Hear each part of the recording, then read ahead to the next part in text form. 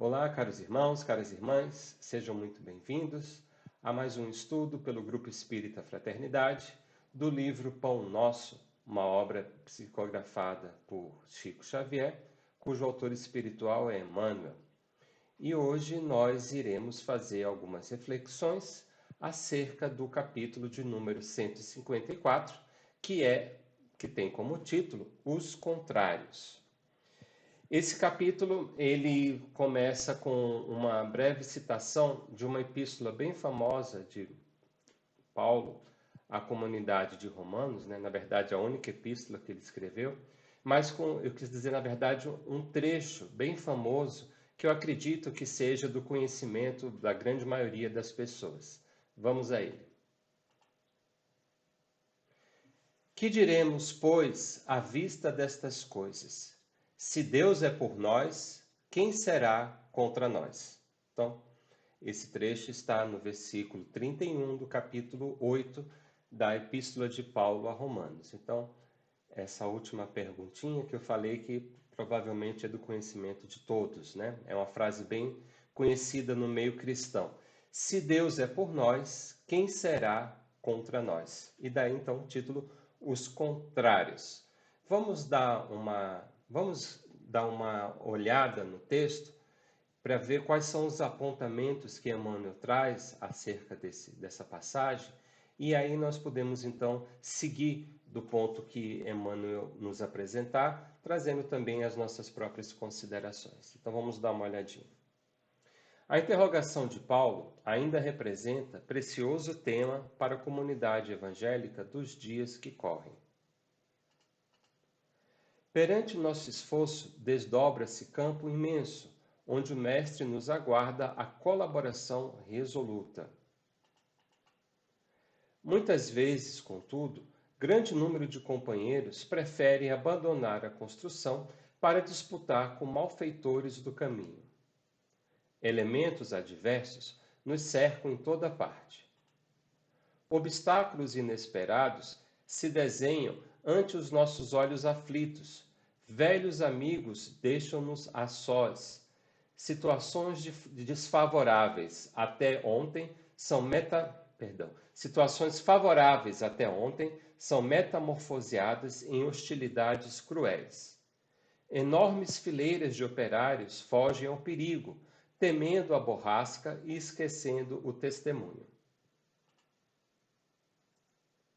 Entretanto, não fomos situados na obra a fim de nos rendermos ao pânico, nem o Mestre nos enviou ao trabalho com o objetivo de confundir-nos através de experiências dos círculos exteriores. Fomos chamados a construir. Naturalmente, devemos contar com as 1000 eventualidades de cada dia, suscetíveis de nascer das forças contrárias, dificultando-nos a edificação. Nosso dia de luta será assediado pela perturbação e pela fadiga.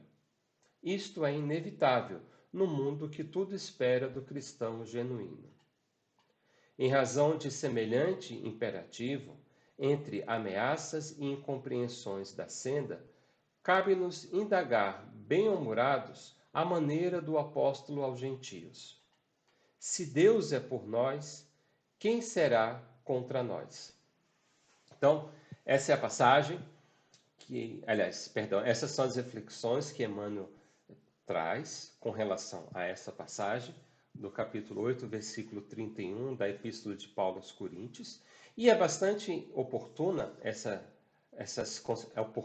essas considerações, porque elas estão muito em sintonia com as nossas necessidades, nós, os modernos cristãos, os espíritas cristãos do século XXI, porque são pontos que nós precisamos considerar com relação à nossa postura diante das adversidades, das dificuldades do dia a dia. Eu acho bem interessante aqui, nessa parte que Emmanuel coloca, vou voltar um pouquinho, esse parágrafo que aparece agora, por último, que diz que naturalmente deveremos contar com as 1000 eventualidades de cada dia. Por quê? Nós estamos no mundo, como sabemos bem, segundo a classificação didática de Kardec, nós estamos num mundo que podemos podemos colocá-lo na posição de um planeta de provas e expiações, né? Isso significa, portanto, que, embora a bondade exista no coração das pessoas, de um modo geral, ainda é o lado sombrio que prevalece na nossa humanidade. Então, o mal ainda se impõe sobre o bem, né? Então, como os habitantes desse planeta estão num estágio evolutivo mais inicial, é natural que os nossos instintos mais primitivos, que as arestas que trazemos na nossa personalidade, que precisa ainda ser esculpida para atingir o seu esplendor, é, portanto, natural que, se estamos imersos nesse mundo e se nós mesmos trazemos em nós, somos portadores de todo esse afazer em termos de evolução espiritual, então é natural que sejamos confrontados com mil adversidades, com mil obstáculos, com inúmeras vicissitudes no transcorrer da nossa vida. Se nós observarmos a vivência apostólica que está relatada nos livros que compõem o Novo Testamento, o Evangelho e os Atos dos Apóstolos, mais as cartas que foram escritas por Paulo, por Pedro, por Tiago, enfim,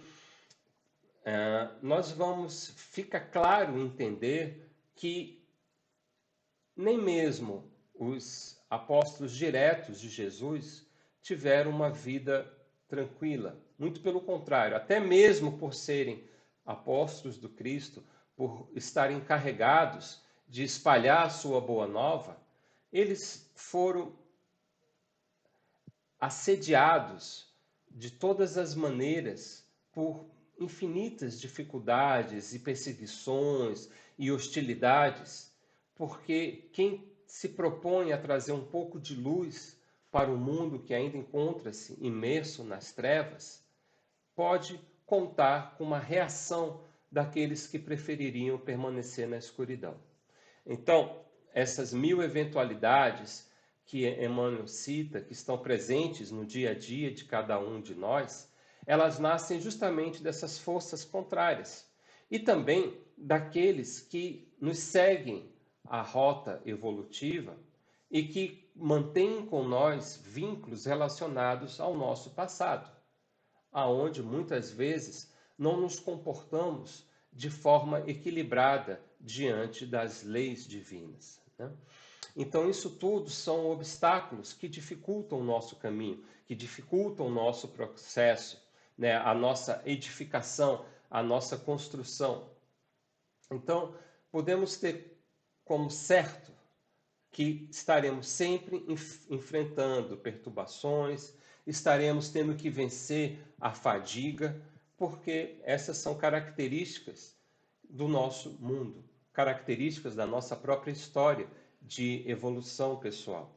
Então, isso é interessante porque muitas pessoas, especialmente aqueles que ainda estão nos primeiros passos de uma doutrina religiosa, seja essa doutrina algum dos braços do cristianismo, ou especialmente no espiritismo, essas pessoas talvez imaginam que, por estarem buscando a sua iluminação, por estarem assistindo palestras, por manterem o hábito saudável de ler obras mais edificantes, que nos trazem inspirações profundas, que despertam no nosso interior sentimentos mais nobres, que falam mais alto ao nosso desejo de nos tornarmos bons, que frequentamos com uma certa regularidade as reuniões públicas que a nossa casa espírita oferece, que buscamos a assistência da terapia do passe magnético, da água frutificada, enfim. Nós que estamos no caminhar da nossa senda evolutiva, já mais despertos, já mais atentos, não podemos nos equivocar diante da questão que, apesar disso tudo,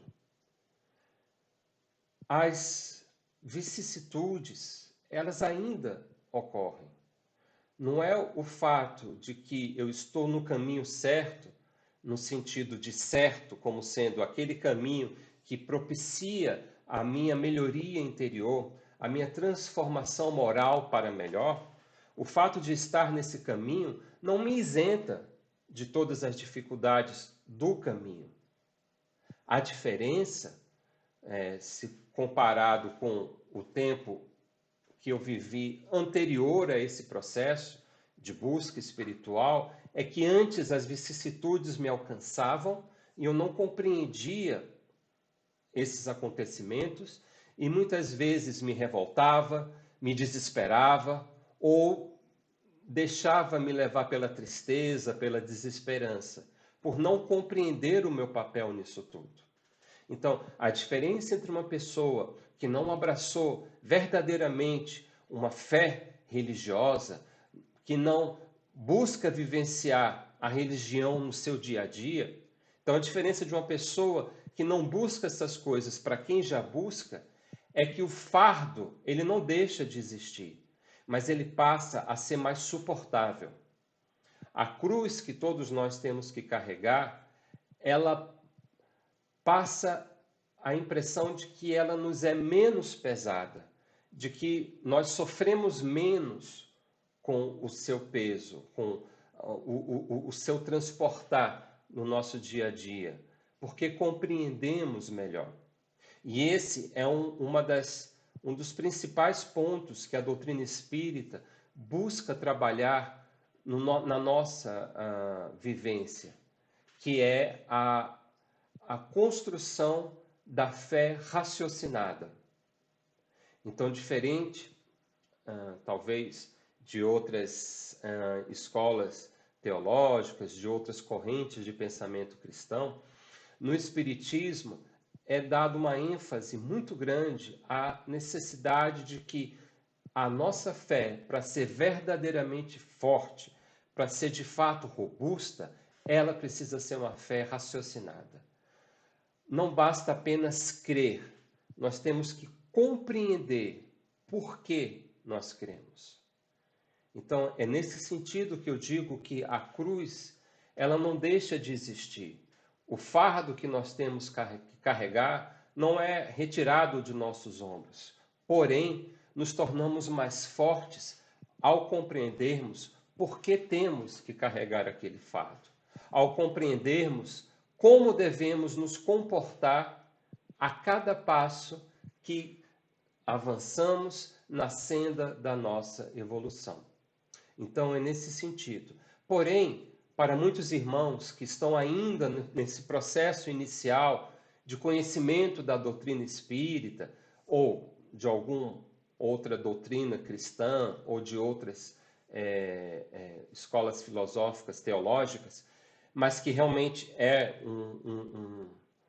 um aprendiz sincero, pode cair nessa armadilha filosófica de achar que, porque está vivendo a sua fé, os seus problemas deveriam deixar de existir. E que, se isso não está ocorrendo, das duas, uma, ou aquela fé é inútil, ou então ele simplesmente, aquele não é o caminho que ele deve seguir.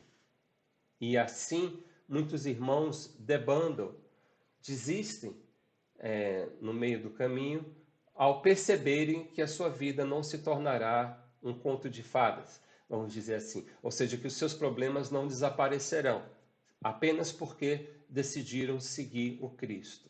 Quem pensa assim, deveria voltar aos textos evangélicos e verificar como foi a vida de Pedro, como foi a vida de Paulo, de Tiago, dos 12 apóstolos diretos e dos indiretos, como Lucas, enfim, como Paulo, que eu já citei. Nenhum deles teve uma vida de tranquilidade, de facilidades, de gozo. Todos eles tiveram que dar testemunho pesado da sua missão, porque o mundo assim exige. A diferença é que quando você está consciente do seu papel, como eles acabaram gradativamente por perceber, né? Eu digo eles, os 12 apóstolos, que no começo talvez não tivessem uma visão clara do que o Cristo esperava deles, mas à medida que eles foram compreendendo, eles tiveram mais segurança para avançar nesse caminho. Justamente pela questão que Paulo coloca aqui, nesse ponto que nós estávamos seguindo. Então, mesmo que nós tenhamos ameaças, incompreensões, nós devemos sempre nos indagar. Se Deus é por nós, quem será contra nós? Ou seja, apesar de termos que vencer obstáculos, Deus está ao nosso lado. Simplesmente porque, quando agimos com essa consciência, nós nos transformamos em cooperadores da obra de Deus.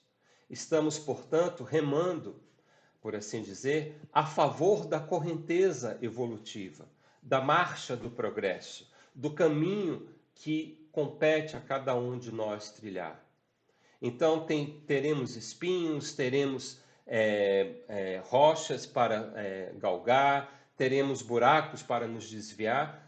Tudo continua ali, porém agora nós temos a consciência de como devemos seguir e principalmente a certeza inabalável de que Deus está ao nosso favor, porque nós estamos trabalhando em favor da sua obra. Nós estamos buscando, nos esforçando por seguir as suas leis que regem a natureza, que regem todo o cosmos. E, portanto, estamos, ainda que tenhamos que ter o esforço do remar, nessa minha simbologia, nós estamos remando a favor da correnteza. Deus está nos guiando nessa correnteza. O esforço é necessário, o sofrimento fará parte do nosso dia a dia, porém, nós temos o amparo da providência divina a nos guiar. E isso é muito importante porque muda a nossa atitude diante das vicissitudes, diante dos problemas. Porque se pararmos para pensar, essa mudança de atitude é que faz toda a diferença. Os problemas que nós temos que vencer, eles não se alterarão. Mas se a forma como eu lido com eles se alterar, a minha chance de vencê-los, a minha probabilidade de sucesso aumenta enormemente. Então, essa é uma das chaves principais para a vitória da nossa marcha espiritual, para a vitória de deixarmos para trás o velho homem, a velha mulher e irmos construindo os verdadeiros cristãos que desejamos ser. Porque quando compreendemos que Deus está por nós e que qualquer coisa que esteja contra nós será vencido pela nossa persistência, pela nossa determinação e pelo amparo da providência divina, nós vamos conquistando um tesouro muito importante para a nossa estrutura emocional, que é a paz de espírito.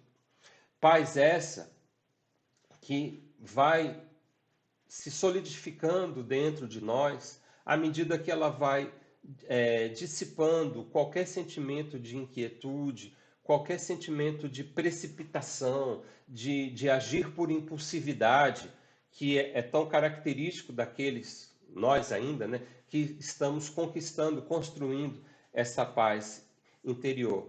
Porque nós vamos, aos poucos, gradativamente, serenando o nosso interior, através desse entendimento, dessa constatação de que Deus está por nós. É claro que isso é um processo que precisa ser adquirido. Existe, como um dos requisitos desse processo, uma entrega de confiança. Ou seja, estamos falando de entregar aqueles sentimentos que são muito naturais, de ansiedade ou mesmo de angústia diante desses obstáculos, diante do enfrentamento das adversidades. Então, que consigamos transformar esses sentimentos de ansiedade, de angústia, de inquietação, entregar isso para a providência divina. aonde nós vamos buscar assegurar que tudo aquilo que está ao nosso alcance, que nos compete fazer, nós estamos empenhando o melhor esforço para realizá-lo. O que está além disso, os acontecimentos, as situações que eu não consigo mais interferir, que está além do meu esforço, isso então eu entrego para a providência divina. Esse é o sentido da frase que Paulo coloca nessa na conclusão que Emmanuel cita, né, que é justamente o versículo 31. Quando nós falamos, se Deus é por nós, quem será contra nós? Quer dizer, se eu faço a parte que me compete no esforço diário das minhas obrigações, o que está além disso está na cota da providência divina. Eu devo entregar a Deus. Então, essa é a atitude de nos rendermos aos desígnios de Deus. A certeza de que eu fiz tudo o que estava ao meu alcance e o que está além disso, eu devo confiar a Deus. Então, essa confiança vai me trazendo essa serenidade, vai me trazendo essa tranquilidade de compreender que além do meu esforço está a providência divina. Além daquilo que eu considero ser o melhor para mim, está a sabedoria infinita de Deus, manifesta através da sua providência. Então, se os meus melhores esforços não forem suficientes e eu não conseguir o resultado que eu gostaria, apesar de tudo que eu fiz, então compete-me a resignação, através da compreensão de que talvez aquele resultado que eu gostaria não fosse o melhor para mim e o resultado que eu obtenho, pelo menos no momento, é justamente aquilo que eu necessito para a minha evolução, para a minha caminhada, para o meu progresso. Então, consiste dessa atitude de colocar na conta de Deus, como eu citei, toda a parte obscura, digamos, da nossa caminhada evolutiva. Tudo aquilo que está além do meu controle. Porém, reforço mais uma vez, nunca menosprezando o dever que nos compete, o esforço que devemos executar diariamente.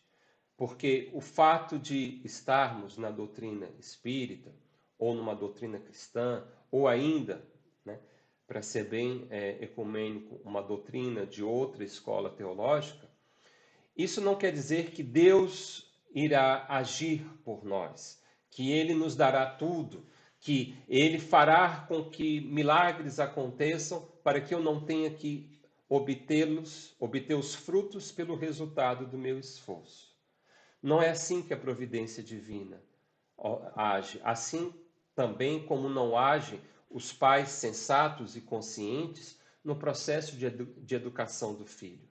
Se você, por exemplo, sempre vestir o seu filho, mesmo quando ele já tem condições de fazê-lo sozinho, ele nunca vai desenvolver o sentido da autossuficiência. Então, embora no começo, enquanto bebê, nós trocamos a roupa dos nossos filhos, quando eles adquirem lá, digamos, 3, 4 anos de idade, a depender do desenvolvimento pessoal de cada criança, nós já vamos deixando essas tarefas para que sejam executadas pelo nosso filho, para que ele vá aos poucos construindo o seu senso de independência individual. Né? É um exemplo simples, singelo, mas que ilustra um pouco desse processo que nós estamos comentando. Deus deixa ao nosso encargo tudo aquilo que está dentro das nossas possibilidades, porque é no esforço de conseguir a vitória que nós nos fortalecemos. É quando somos defrontados com as dificuldades que utilizamos o potencial máximo da nossa inteligência, da nossa força de vontade, da nossa perseverança para superar a adversidade. E quando fazemos isso, estamos evoluindo. Então, embora possa se falar da resignação, por exemplo, como um princípio filosófico e um ideal a ser perseguido, só iremos desenvolver a resignação verdadeiramente quando tivermos que suportar uma dor, seja um obstáculo, seja uma decepção, seja uma patologia do nosso corpo, enfim. Quando temos que atravessar o sofrimento, é neste momento que estamos desenvolvendo a nossa habilidade, a nossa qualidade de sermos resignados. Então, é como um atleta, para que ele possa desenvolver o seu potencial muscular, ele tem que colocar esse potencial à prova. Ele tem que aumentar a carga dos exercícios que ele executa constantemente, para que o seu corpo, então, reagindo àquela dificuldade crescente, se fortaleça. Por isso, a providência não nos oferece tudo, não realiza tudo por nós. Ela deixa ao nosso esforço tudo aquilo que nós podemos executar. E o que não podemos, porque está além das nossas possibilidades, quando for conveniente, quando for benéfico para a nossa evolução espiritual, a providência divina fará, através de 1000 formas, até inimagináveis, com que aquilo aconteça, com que aquilo nos alcance, com que aquilo de alguma forma exista, para que possamos então seguir adiante. Então, essa é a principal tônica que eu entendo Paulo quis transmitir, né, porque esse é o primeiro versículo de alguns, onde ele fala do amor de Deus, do amor de Cristo, que nada nos separa desse amor. Né? Ele, inclusive, acho que no penúltimo versículo desse trecho, ele coloca que nem a doença, nem a morte, nem as alturas, nada nos afasta do amor de Deus. Querendo, portanto, que nós compreendamos esse aspecto paternal, maternal que Deus tem, de cuidar de nós, de nos nutrir espiritualmente, de nos orientar para que sigamos adiante. Deus é um pai protetor, é uma mãe cuidadora. Não nos deixa entregues ao sabor da nossa própria sorte. Não nos deixa abandonados diante do sofrimento.